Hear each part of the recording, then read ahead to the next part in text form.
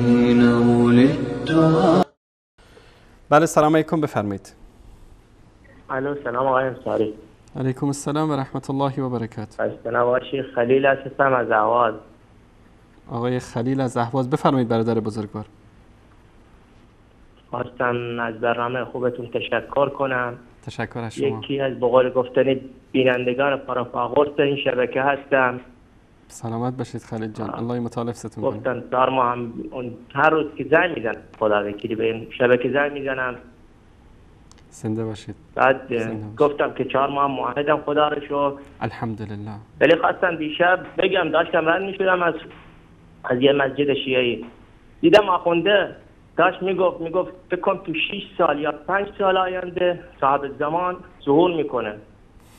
بعد که رد شدم گفتن چطور؟ گفتن چون این عاصفه حزم هست عربستان و بله پاکستان، این کشورهای عربی، گفت موقعی که یمن رو زدن ظهورش رو آماده کردن، چون حضرت محمد بله یمن رو دوست داشت. بعد برای همین ظهورش حتمیه. گفتم این چرت و پرتا چیه؟ خدا رو شکر میکنم که خدای شکرت که موحد شدم، نمازم هم سر جا میخونم الحمدلله. از شبکه‌های خوبش و شبکه‌های عربی خدا وکیلی اینایی که نقل میکنن اینا هیچ کاری نیستن. خدا رو سر شاهد میگیرم، یه زمانی خودم نقل میکردم به همه صحابه نقل میکردم، ولی حالا پشیمونم. خدا رو شکر الحمدلله. دارم نمازم رو میخونم، قرآنم هم میخونم، ولی خواستم برام دعا کنی. اول از خدا میخوام 4 ماه حبس دارم آقای، الله متعال ستون کنه. 2 سال پیش که جاهل بودم یه کار ناشایسته کردم که حکم حبسم اومده، ولی میکشم چون باید بکشمش. خدا رو شکر میکنم، خدا میخوام نمازم فربار اونجا بخونم. خدا هیچ ترسی هم ندارم. الله متعال ستون کنه و سعادت دنیا و آخرت نصیبتون کنه. زنم دست در نفس، زنم پیشم هم هست، با این که هنوز شیعه است.